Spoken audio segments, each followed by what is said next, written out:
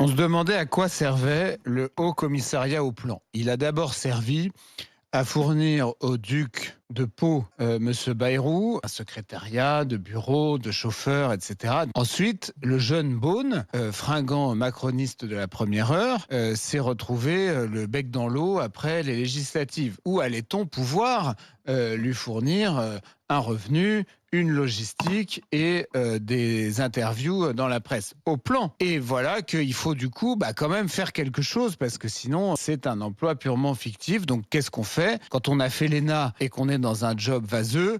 On invente une usine à gaz.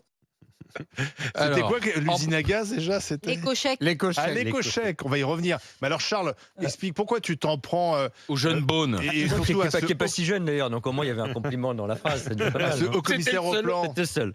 Il y a une part d'ironie évidemment quand je dis le jeune Beaune étant probablement plus jeune que le jeune Beaune, Je le crains. même si j'ai moins de cheveux.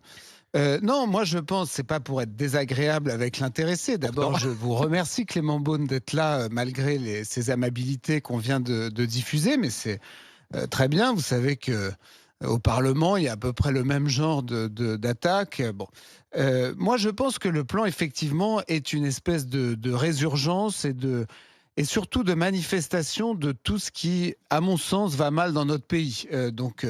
Je pense que ça montre à quel point on doit sortir la tronçonneuse et élaguer joyeusement et profondément dans les dépenses publiques. C'est tout. Ça vaut pour le plan, ça vaut pour le Conseil économique, social et environnemental, ça vaut pour toutes ces agences qui font doublon avec l'État, ça vaut pour un certain nombre d'institutions. Et il est vrai que m'intéressant à cette institution qui est le plan, je peux constater qu'en plus c'est une espèce de mine d'or, si l'on peut dire, de mine d'or d'argent public, à ce qu'il faudrait supprimer. J'ai pris un exemple dans notre précédent débat. Là, j'en ai trouvé un autre qui franchement m'interpelle. J'ai lu le rapport sur les territoires zéro chômeur de longue durée. Donc qui vise à faire en sorte que les chômeurs de longue durée ne le restent pas, si vous voulez, retournent dans l'emploi. Alors comment... Je lance territoire zéro chômeur de longue durée. Voilà. Personne. Donc, qui rédige ce rapport? D'abord, tout un tas de rédacteurs, notamment des gens qui travaillent à la DARES. Alors, qu'est-ce que la DARES? C'est déchiffrer le monde du travail pour éclairer... Si vous connaissez toute l'administration et pas seulement le plan, je ne vais pas pouvoir répondre pour tout le monde. Le débat public. Non, mais oui, mais ce qui m'intéresse, c'est toute cette Mais administration. je voudrais répondre quand même. Donc, on a donc quasiment plus d'une dizaine de rédacteurs pour ce rapport, je serais pas loin, et notamment donc des gens de cet organisme qui s'appelle la DARES. Et qu'en gros, ils nous expliquent quoi? Qu'ils vont donner un emploi public, puisqu'en fait c'est ça, à des gens qui sont chômeurs de longue durée, parce qu'il faut quand même essayer de les resocialiser. Alors pour ça, il y a des associations, il y a le fonds ETCLD, l'association Rien à voir avec ça. TZCLD, les CLE, c'est les comités locaux pour l'emploi, pour les PPDE, donc les personnes privées durablement d'emploi, qui vont être orientées vers les EBE, les entreprises à but d'emploi, etc., etc. Et alors, quand on lit le rapport, donc il y a des groupes de chercheurs qui sont nombreux, qui viennent de Eval Lab, IPP, ACME, Ah, mais moi aussi, je peux prendre des SPE. acronymes dans Non, tous mais, vos quotidiens, ouais, dans mais tous vos ça, milieux oui, mais professionnels. Je suis sûr qu'il y a dans le renseignement, il y en a dans Monsieur l'agriculture, Beaune, c'est la À France. l'éducation Non, nationale. non, mais L'éducation attendez, nationale. c'est la réponds-le, France. Parce que vous C'est avez la déjà fait France le coup, Charles, d'aujourd'hui. donc Et il faut quand même je que puisse répondre. termine juste. Ce qui m'intéresse beaucoup, c'est que je me suis donc renseigné dans le détail là-dessus. Qu'est-ce qu'on apprend finalement au terme de ce rapport, puisque somme toute les rédacteurs sont d'assez bonne foi, c'est que tout ça présente un coût réel pour les finances publiques et qu'en gros remettre au travail des gens qui en sont sortis, puisque ils perçoivent énormément d'allocations diverses, etc., autant leur retrouver un emploi même public, ça coûte moins cher que le cumul des allocations. Moi, je propose la suppression de ces allocations. Et je pense que dans les Ça, c'est pays autre chose. où il n'y a pas de BE, de TZCLD, de Haut Commissariat au Plan, de DARES, etc., les gens, quand ils n'ont plus de revenus, ils se remettent au boulot tout seuls, ils n'ont pas besoin de tout ça. Clément Beaune, mais- vous êtes content d'être là? Oui, je serais content d'être là. Moi, non, en vrai, je suis toujours content de débattre. Mais Charles Consigny a toujours un peu le même talent, mais aussi la même dérive. C'est que vous amalgamez plein de choses. Vous êtes contre un certain nombre de dépenses publiques, c'est votre droit. Mais si on peut répondre comme sur l'objet, moi, je ne vais pas être Alors, comptable de toutes les dépenses Le Haut publiques. Commissariat au sur le- plan. C'est Alors un d'abord, rapport du plan. Justement, non. Enfin bon, mais c'est une commande du Parlement, en l'occurrence. Donc j'ai répondu, d'ailleurs, tout groupe confondu, de LR au groupe PS, et je crois qu'il y avait même LFI, qui ont commandé cette étude. Donc moi, je réponds aux parlementaires aussi, pour éviter d'ailleurs qu'ils le fassent avec leurs propres moyens et qu'on économise un peu d'argent. Bon. Mais je vais quand même répondre sur le plan. D'abord, moi, je suis arrivé pour justement faire des économies. Parce que quand je suis arrivé, il y avait le Haut Commissariat au Plan. On m'appelle encore Haut Commissaire au Plan. C'est plus tout à fait le cas parce qu'on l'a supprimé, le Haut Commissariat au Plan. Il y avait un autre organisme qui faisait aussi un peu la même chose. Avec France Stratégie. Oui, et moi je dis, c'est comme les frites McCain, c'est ceux qui en parlent le moins qui en mangent le plus, parce que tout le monde, y compris Charles Consigny, mais même dans l'administration, on dit on va faire des fusions, on va rationaliser, il y a trop d'organismes, etc. Et en fait, personne ne le fait. Dans l'État, il y a eu une fusion l'an dernier, c'est moi qui l'ai faite, c'est celle du Haut Commissariat au Plan qu'on a supprimé, et de France Stratégie, qui est un organisme d'évaluation. Alors ça s'appelle comment maintenant? Ça s'appelle le Haut Commissariat à la stratégie au plan. D'accord. Ah oui, Justement, vous avez fusionné les Monsieur deux. Beaune, Pardon, j'insiste juste là-dessus. On a fait Attendez, 15% d'économies dès 2025. Il n'y a pas beaucoup d'endroits dans l'État où on fait ça d'un seul coup. Fonctionnement.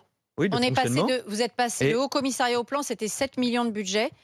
La fusion près. avec France Stratégie, c'est 20 millions d'euros Ouais, de budget. ben on a fait Vous êtes à 15 combien aujourd'hui C'est de 15% budget d'économies de fonctionnement. Donc on Non, a mais aujourd'hui, c'est quoi le budget du Le- Haut Commissariat À la à la stratégie. stratégie le au budget plan? avec les dépenses de personnel, etc., ça va être à peu près une dizaine de millions d'euros cette année parce que on gère aussi d'autres organismes. Vous connaissez le Conseil d'orientation des retraites, par exemple, Ouais. qui Corps. évalue les retraites, le corps, Corps. dont on parle beaucoup, qui est utile, je crois. Il y a 2 personnes qui y travaillent pour chiffrer nos besoins de retraite. Bon, voilà, c'est nous aussi qui gérons leur budget. Donc, en gros, on a un budget qui est un peu inférieur pour nous-mêmes à 10 millions d'euros, tout compris.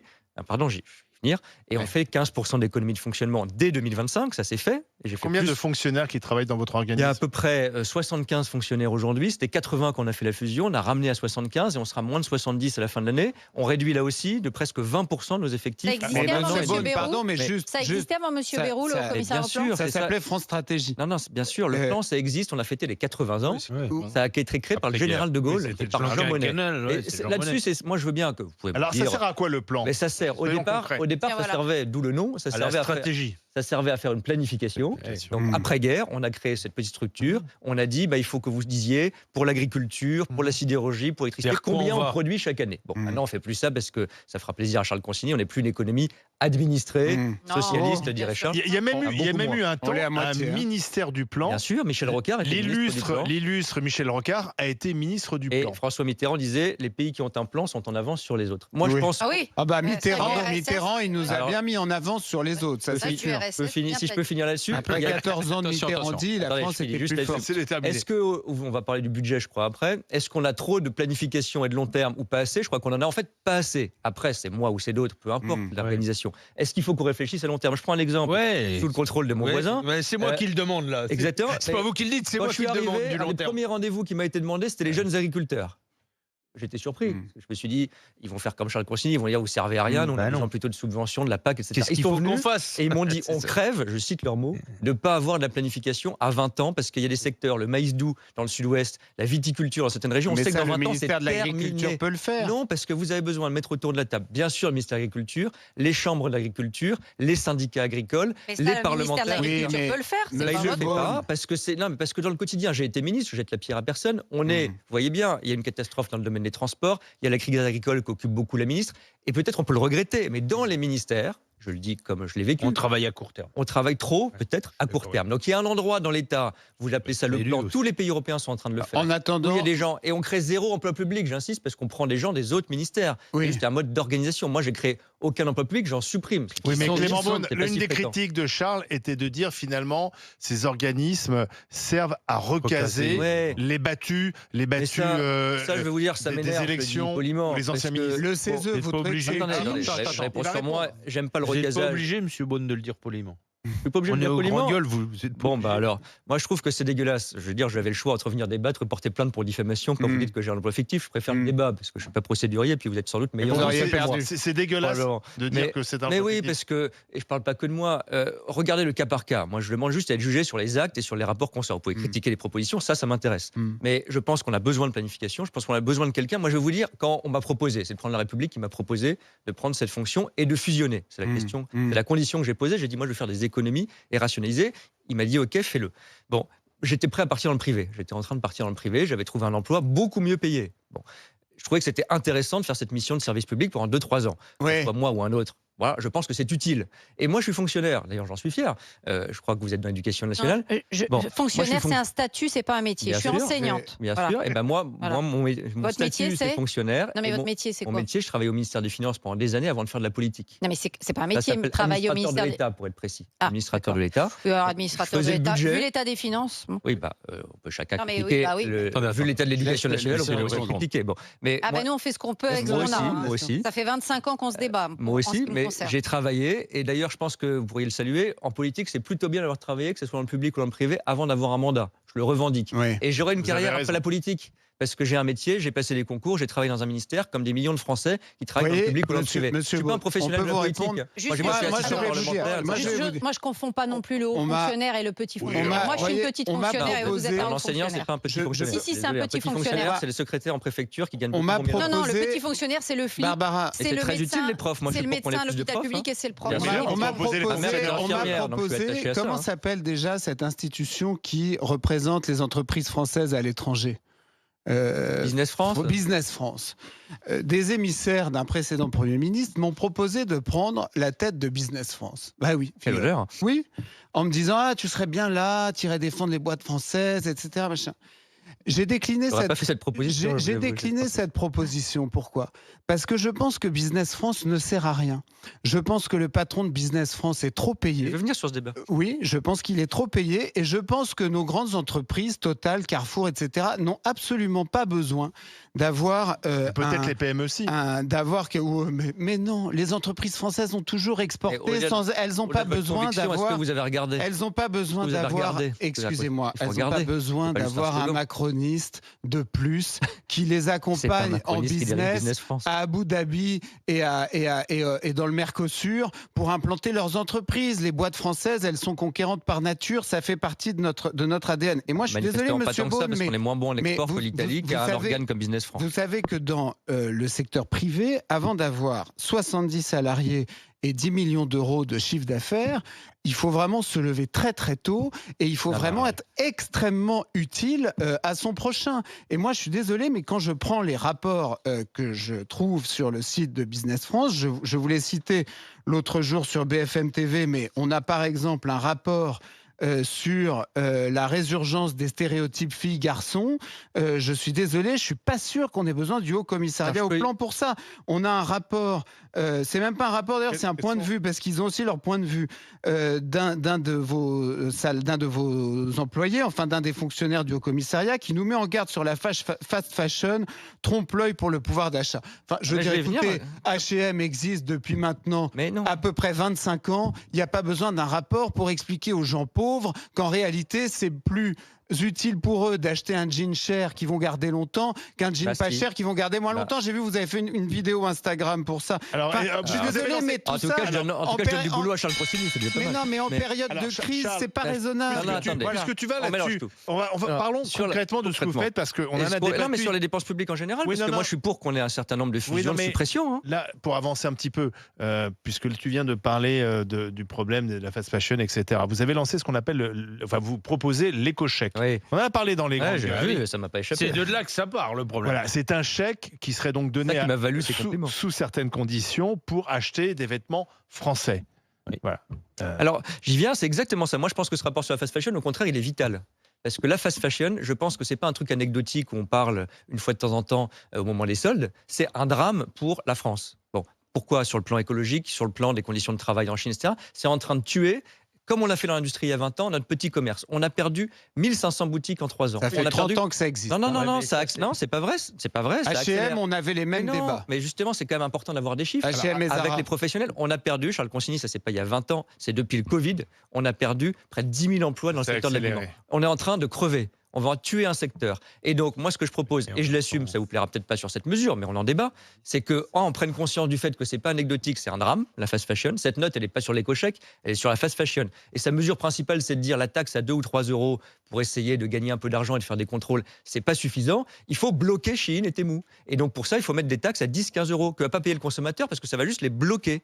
Et ce qu'on a dit, nous, des propositions. C'est pas la même position. Bien sûr. C'est pas la même position. Si on lit la note, proposition si on lit la note, c'est ça qu'on propose avant. Et ce qu'on dit, c'est que, parce que c'est vrai, moi, c'est facile de dire j'ai pas besoin de Chine, j'achète pas beaucoup sur Chine. Bon, j'ai jamais acheté même sur Chine. Mais quand vous avez des familles qui ont des gamins et qui n'ont pas beaucoup d'argent, ils ont besoin parfois de ça. Mais Donc, pourquoi ils n'ont pas beaucoup d'argent? J'y viens. Et ce que je dis, c'est que lorsqu'on fait les autres pays européens, on a juste regardé ça. Il y a une première mesure qui est de baisser la TVA sur tout ce qui est activité de réparation. Ça, c'est pas soviétique, c'est baisser les impôts. Ça devrait vous plaire. Je pense que c'est utile. Et on a regardé le bonus comme réparation. une des idées, c'est pas l'alpha et l'oméga, mais comme une des idées, qui est l'éco-chèque, comme sur le chèque vacances. C'est pas un chèque d'argent public. C'est comme le chèque vacances ou c'est comme le chèque restaurant. C'est payé par les mais entreprises. Moi, j'ai aucun problème. Moi, je suis pas d'ailleurs fanatique de ce chèque. C'est une des mesures d'accompagnement parce qu'un jean à 150 €, il y a plein de gens qui peuvent pas se l'acheter. Et si on leur dit il y a plus Chine à court terme, il faut leur apporter aussi des solutions. Et cette note, moi, j'en suis très fier parce que je pense Mais qu'on est les reconnaissez seuls. qu'en France, dès qu'il y a un problème, on fait un chèque.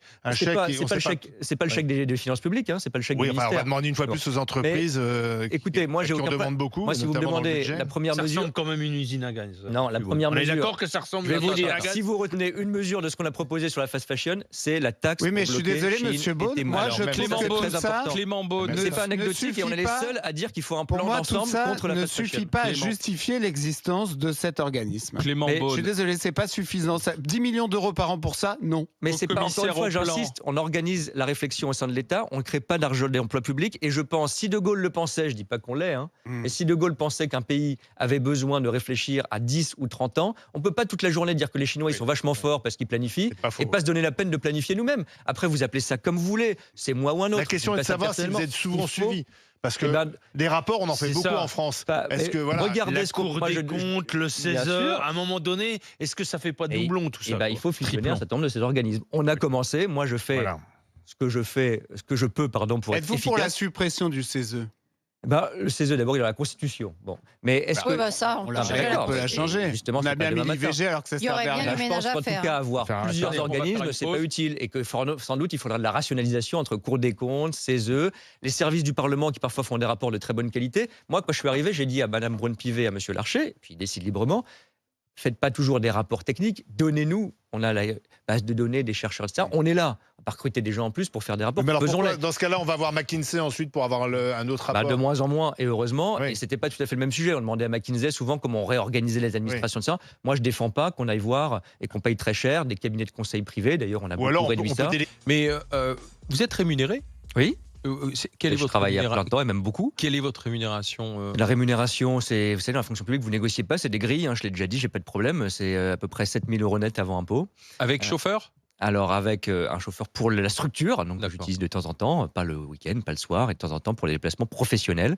Voilà, donc taxi ou chauffeur de temps en temps, et beaucoup de métro parce que j'ai été ministre des Transports et puis parce que je suis un Parisien qui prend le métro, quoi. Alors, Barbara Lefebvre et Didier Giraud, question. Oh, en tout cas, sur le salaire, 7 000 €, c'est le prix d'un haut fonctionnaire, de toute façon. De toute façon, vous le savez mieux que moi. Dans la C'est des fonction grilles. publique, on négocie pas. C'est normal. D'ailleurs, on est nommé. Il y a des Oui, oui, grilles alors ça, en fonction de son surtout, ancienneté. surtout quand on gèle le point Oui, mais d'indice le comme celui des chauffeur, profs. pardon, en passant, le chauffeur, moi je le supprime, excusez-moi. Mais j'ai Le pas de... chauffeur, que ce soit pour vous, pour la structure, je vois pas l'utilité du chauffeur. Je suis désolé, le chauffeur, je le supprime. Mais Il y a vous pas savez, Saligo. Charles Consigny, on va pas faire de démagogie. Vous savez comment ça marche, y compris d'ailleurs. Moi, j'ai été invité ici quand j'avais plus de fonction politique. On vous paye un taxi, donc les déplacements professionnels. Quand vous venez sur On une paye émission... aux invités, mais pas aux chroniqueurs. hein. Ah, ça Soit vous, dit en vous passant, négocierez. Vous soit avez une dit en petite passant. rémunération, j'imagine quand même.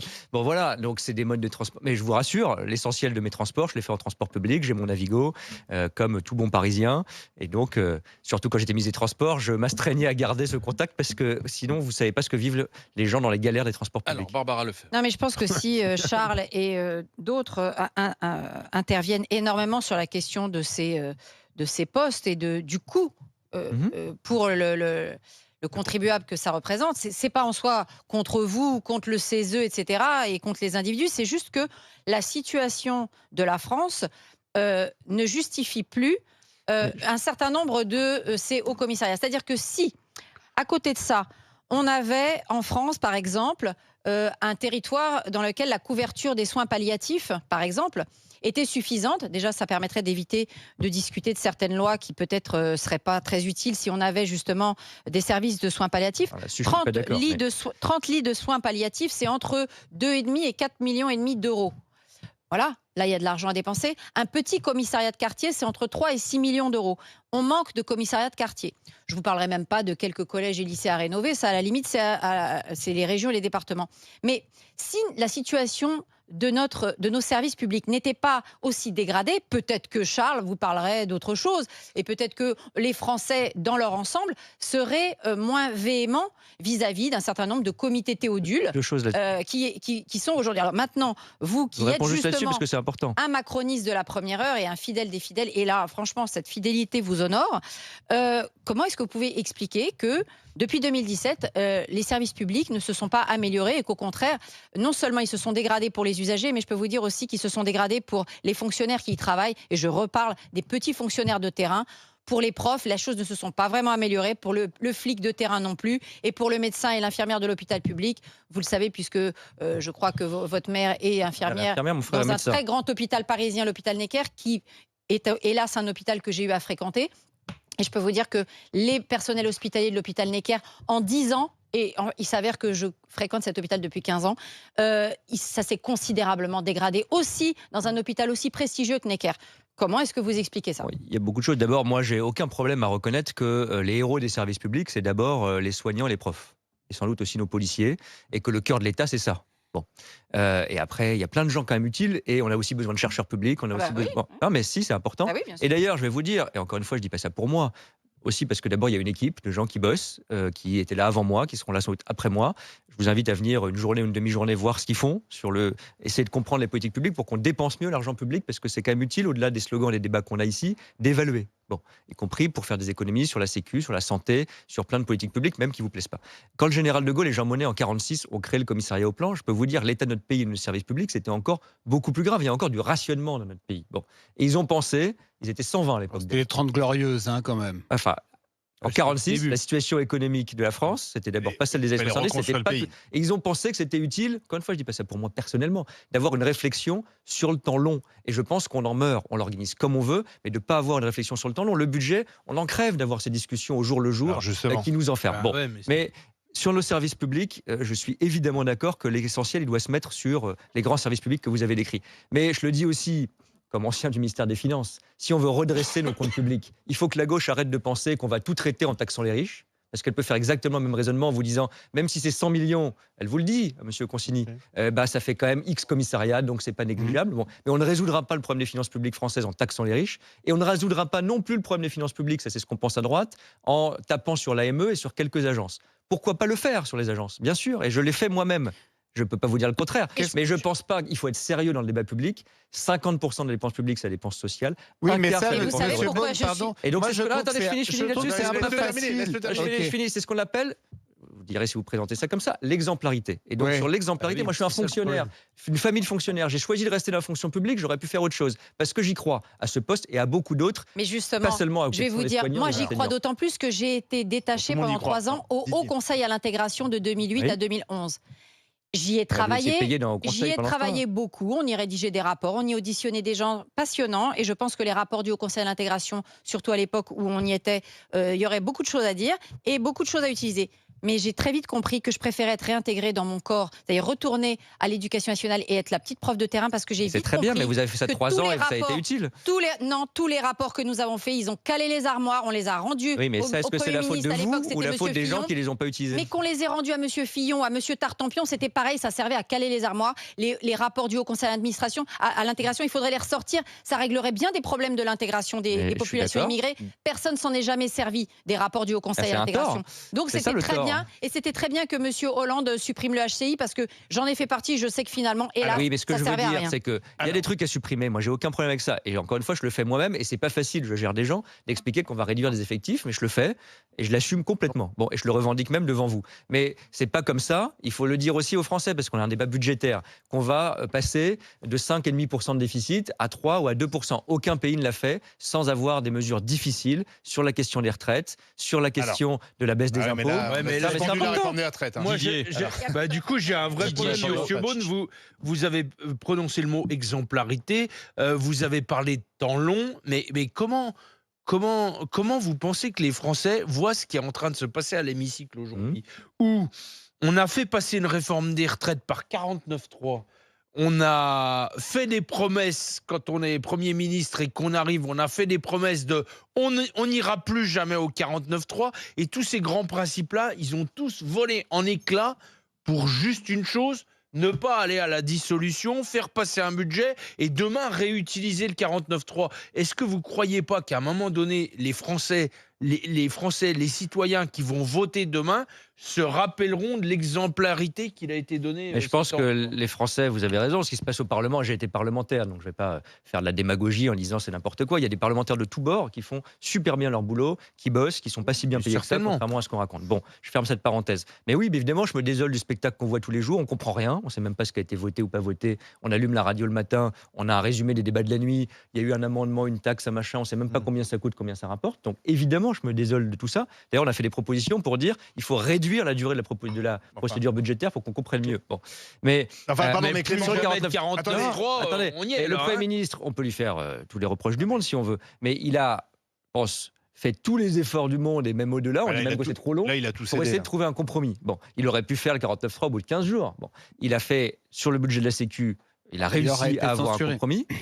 Et là, on va voir ce qui se D'accord, mais passe. Clément Beaune, vous, il y a sans doute macroniste... pas de chemin sans avoir une procédure exceptionnelle. Oui, mais vous macronisme de la première heure... Je ne pas, mais il faut un budget au pays. D'accord, mais Clément Beaune, vous, macroniste de la première heure, Emmanuel Macron avait promis un nouveau monde. En fait, c'est la 4e République. C'est-à-dire qu'on termine, l'ère Macron avec le retour de la 4e République. Tout ce que, justement, le général de Gaulle ne voulait plus, vous avez cité de Gaulle plusieurs fois, eh bien, ça y est, on y est. C'est-à-dire que c'est des magouilles.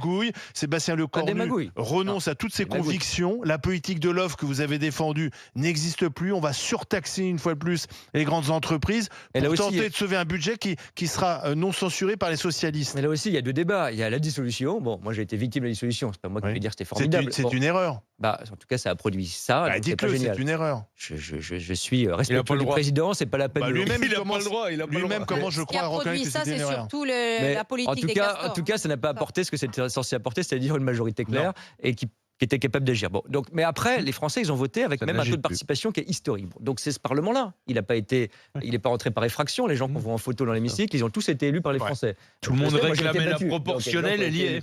Bon, et ben, moi, je pense qu'il faut la proportionnelle parce que cette situation-là qu'on voit là, moi, je pense pas qu'elle soit un accident.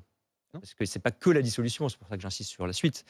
En 2027, il n'est pas exclu qu'il y ait aussi un Parlement aux élections législatives qui soit tout aussi fragmenté. Et quand je regarde les autres pays européens, j'ai été ministre des Affaires européennes, je me suis beaucoup baladé dans les pays européens, si je puis dire, ils ont tous, quel que soit leur mode de scrutin, des parlements très fragmentés. Donc je pense que c'est une réalité qui va durer. La question, c'est une fois que c'est fragmenté, trouver des accords. Oui.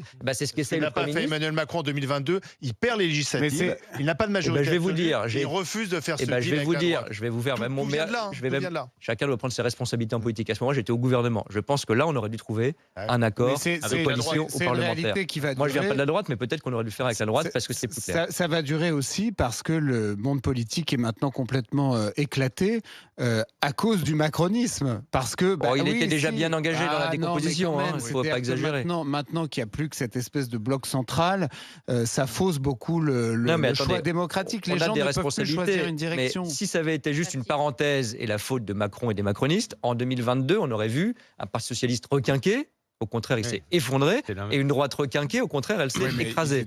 Donc c'est bien que c'était pas que Macron qui a fait que les partis politiques se sont effondrés. Pour revenir au départ de notre discussion, au commissaire au plan et à la stratégie, c'est combien de temps à ce poste? Vous êtes parti? Alors c'est autant que le Premier ministre décide. Donc moi je suis nommé, et chaque mercredi en Conseil des ministres, ils peuvent me remplacer s'ils le souhaitent. Je le dis, il y a toujours eu des hauts commissaires, des commissaires généraux, peu importe. Ça a changé de nom, mais depuis 1946, on continue. On parle de temps long, il n'y a pas tant d'institutions que ça qui ont été maintenues par deux républiques et toutes les alternances politiques. Qu'est-ce que vous pensez parce que je pense que ça a une utilité. Qu'est-ce que vous pensez de celui de Mme El Haïry, le Haut Commissariat à l'enfance? Mais je pense que lui, il n'existe pas depuis De Gaulle. Je pense qu'il est utile et je vais vous dire. Bon. Oui, mais c'est une question d'organisation. Il y a toujours eu ici, depuis 30 ans, il y a toujours eu un ministre, un secrétaire d'État en charge de l'enfance. Et pardon, souvenez-vous, là aussi, il faut être cohérent. Quand il y a eu le gouvernement qui a été nommé à l'époque, je crois que c'était M. Barnier, toutes les associations qui s'occupaient de petite enfance ont dit il n'y a personne qui s'occupe de petite enfance. Ouais. Et c'est l'engagement qu'a pris alors et Michel Barnier, je crois, et le président Macron, de dire il faut qu'il y ait une petite structure. Et donc on a pu recaser, protéger Bayrou. C'est ça qui s'est passé. Non, ça existait déjà, les gens qui sont au commissariat.